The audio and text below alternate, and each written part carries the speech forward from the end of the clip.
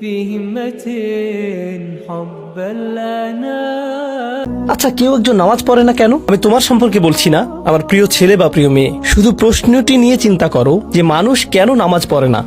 এর অনেকগুলো উত্তর থাকতে পারে, আর এই প্রশ্নের উত্তর আল্লাহর কাছেও আছে। উত্তরটা খুবই ভয়ঙ্কর। এই উত্তরটি আমি খুতবার শুরুতে পড়েছি। তিনি বলেন, ফালা সাদ্দাকা ওয়ালা সাল্লা ওয়ালাকিন কাযযাবা ওয়া তাওয়াল্লা।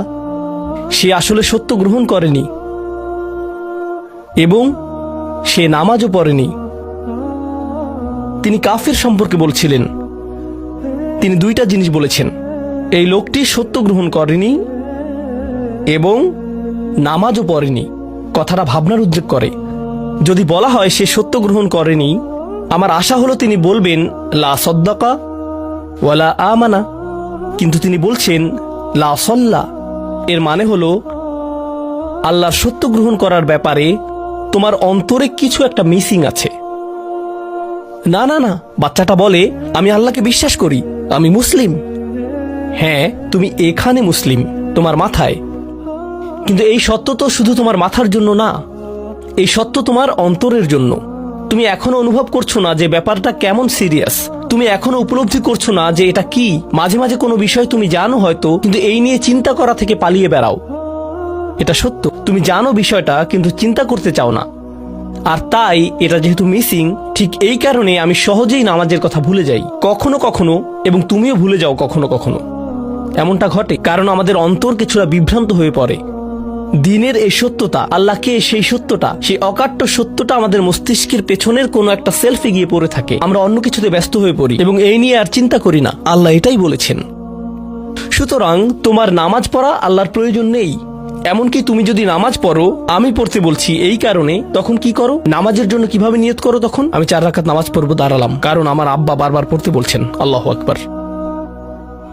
নবী সাল্লাল্লাহু আলাইহি সাল্লাম আমাদের বলেছেন, নিয়ত সঠিক না হলে কাজের কোনো মূল্য থাকে না। ইন্নামাল আমালু বিন্নিয়াহ, ইন্নামাল আমালু বিন্নিয়াত। এমনকি যদি তুমি কাজটা করেও থাকো কিন্তু তোমার নিয়ত ছিল আমি শুধু তোমাকে বিরক্ত করি, এটাই তোমার নিয়ত, তখন এই নামাজ আমার যেমন কোনো উপকার করবে না, ঠিক তেমনি তোমারও কোনো উপকার করবে না। তোমার সত্যিকারের আন্তরিক নামাজ থেকে একমাত্র যে উপকৃত হবে সে হলো তুমি নিজে।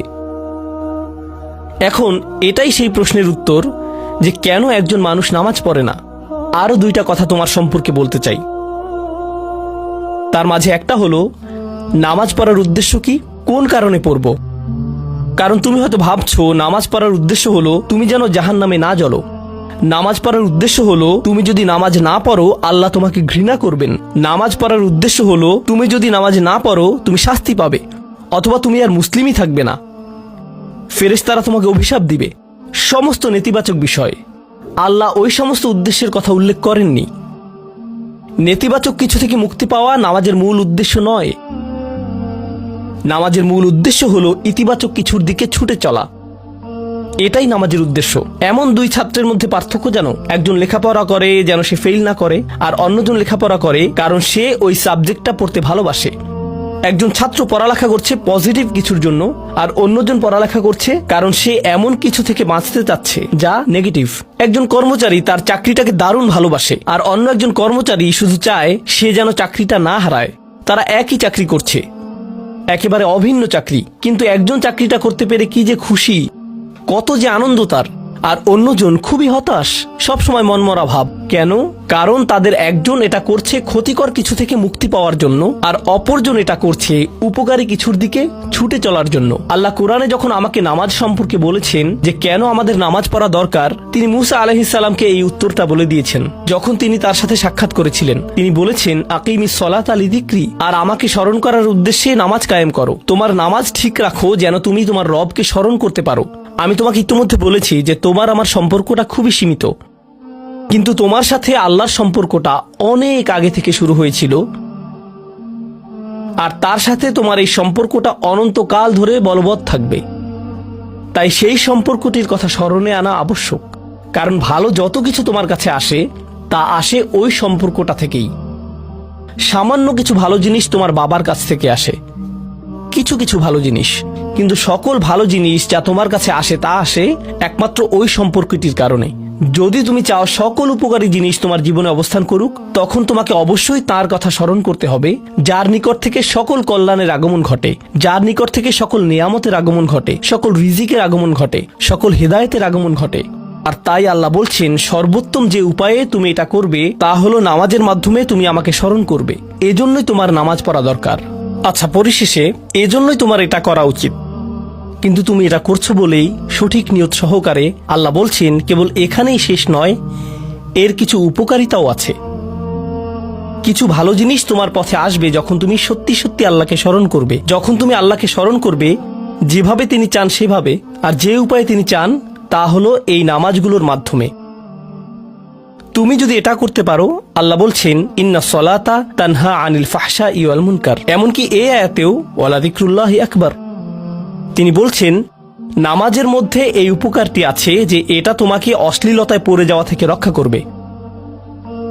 কারণ অশ্লীলতা তোমার চারপাশে বিরাজমান, আর আমি প্রিয় পুত্র তোমাকে এটার সম্মুখীন হওয়া থেকে রক্ষা করতে পারবো না।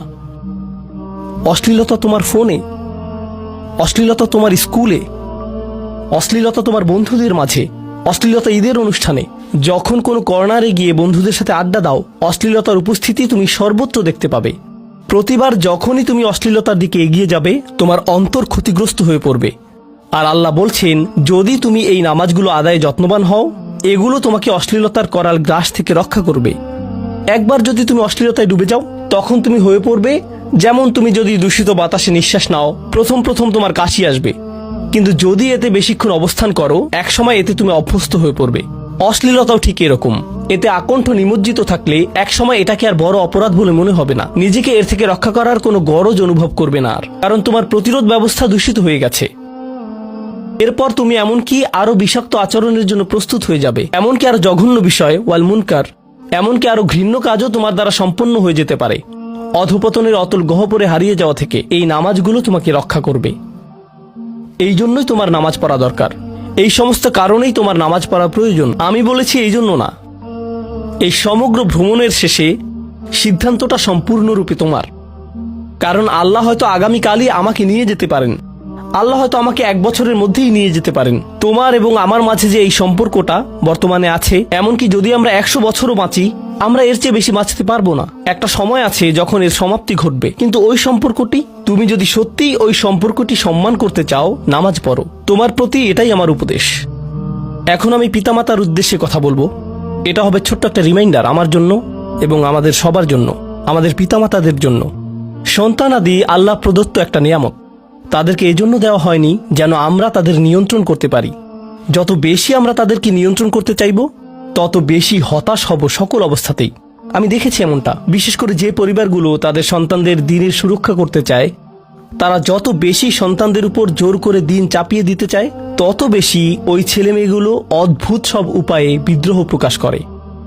কারণ যে বিষয়টা আল্লাহ চান আপনি তাদেরকে প্রদান করুন, আপনার ছেলে মেয়েদের কাছে আপনার যে সুযোগ আছে সেটা তাদেরকে আপনার আদেশ নিষেধ মানতে বাধ্য করার জন্য নয়। সুযোগটা এই জন্য দেয়া হয়েছে যেন আপনি তাদেরকে এমন সব বিষয়ে চিন্তা করাতে পারেন যা শুধু আপনার পক্ষেই চিন্তা করানো সম্ভব। তাদেরকে এমন সব বিষয়ে পছন্দ করাতে পারেন যা শুধু আপনার পক্ষেই পছন্দ করানো সম্ভব। আপনার বাচ্চাটা বাস্কেটবল পছন্দ করে কারণ সে আপনাকে বাস্কেটবল খেলতে দেখেছে। সে প্লে স্টেশন পছন্দ করে কারণ সে তার বাবাকে প্লে স্টেশনে খেলতে দেখেছে। এভাবে আপনি বাচ্চাটার অন্তরে কোনো কিছুর জন্য ভালোবাসা তৈরি করে দিতে পারেন, কারণ আপনি যেরকম, আপনার পক্ষে এটা করা সম্ভব। আর যখন বাচ্চাদেরকে বলতে থাকেন তোমার হোমওয়ার্ক করো, তোমার হোমওয়ার্ক করো, আপনার সন্তানের বয়স যখন 40 হবে, সে তখন বলবে না আমি হোমওয়ার্ক ভালোবাসি, কিন্তু 40 বছর বয়সেও সে বলবে আমি বাস্কেটবল ভালোবাসি, আমার বাবা সবসময় বাস্কেটবল খেলতেন। আপনি যা ভালোবাসেন তা ট্রান্সফার হয়ে তার কাছে চলে যায়, আর যা করতে বলেন তা প্রত্যাখ্যাত হয়ে যায়। এমনটি আপনার ক্ষেত্রেও ঘটেছিল। আপনার ছেলে মেয়েদের কথা ভুলে যান, আপনার নিজের বাস্তবতা ওইটাই। আপনার বাবার কিছু কিছু জিনিস যে আপনি এখনো পছন্দ করেন তা ভালোবাসার মাধ্যমে আপনার নিকট ট্রান্সফার হয়েছিল, আর আপনার বাবার ওই ব্যাপারগুলো আপনি অপছন্দ করতেন যা তিনি জোর করে আপনাকে গেলাতে চেয়েছিলেন। এখানে উপবিষ্ট প্রত্যেকের বাস্তবতা এটাই, শুধু সেগুলোই গ্রহণ করেছি যেগুলো ভালোবাসার মাধ্যমে হস্তান্তরিত হয়েছিল। ঠিক এই ইশারাটাই আমাদের পিতামাতাদেরকে দেয়া হয়েছে সূরাতুল ইসরার এই আয়াতে, রব্বির হামহুমা কামা রব্বায়ানি সগীরা। রব্বাইয়ানি মানে যখন তারবিয়া ব্যবহার করা হয় একটি চারা গাছ বড় করার জন্য, আপনাকে চারা গাছটির যত্ন নিতে হবে, এর সযত্নে প্রতিপালন করতে হবে। গাছটির প্রতি চিৎকার চেঁচামেচি করলে তো হবে না, তাড়াতাড়ি বড় হও, তাড়াতাড়ি লম্বা হও। আপনার একে সময় প্রদান করতে হবে। অনেক সময় পোকামাকড় এসে এর পাতাগুলো খেয়ে ফেলতে চাইবে, আপনাকে তখন পোকামাকড় সরিয়ে দিতে হবে। কখনো কখনো একটু কঠোর আচরণ করতে হবে, শুধু অতটুকুই যেন পোকামাকড়গুলো দূর হয়ে যায়। এরপর আবারও এতে পানি দিতে হবে। আমাদের বাচ্চাদের সাথে আমাদের উদাহরণটা ঠিক এমনই। ঠিক এ কারণেই আমরা আমাদের মাতা পিতার জন্য এই দোয়াটা করি। আমি দোয়া করছি আল্লাহ যেন আমাদের সন্তানদেরকে হেদায়েত দান করেন, যা শুধু তার পক্ষেই দেয়া সম্ভব। দোয়া করছি আল্লাহ তাদের অন্তরে ইস্তিকামা প্রদান করুন, যেন তারা তাদের জীবনে সঠিক সিদ্ধান্ত নিতে পারে। আরও দোয়া করছি আল্লাহ তাদেরকে ইব্রাহিম আলাইহিস সালামের দোয়ার মতো করুন, যা তিনি আমাদের সবার জন্য করেছিলেন। রব্বি জাআলনি মুকিমাস সলাতি ওয়া মিন যুররিয়াতি, হে আমার রব, আমাকে সালাত কায়েমকারী বানান এবং আমার বংশধরদের মধ্য থেকেও। আল্লাহ তাআলা এখানে উপস্থিত পিতামাতাদেরকে, আমাকে সহ সবাইকে এমন দৃষ্টান্তে পরিণত করুন যে আল্লাহকে ভালোবাসে এবং যে নামাজকে ভালোবাসে, যেন আমাদের ছেলেমেয়েরা নামাজের প্রেমে পড়ে যায় আমরা যেভাবে নামাজকে ভালোবাসি তা দেখে। বারাকাল্লাহু লি ওয়া লাকুম ফিল কুরআনিল হাকিম ওয়া নাফা'নি ওয়া ইয়্যাকুম বিল আয়াতি ওয়াজ যিকরিল হাকিম।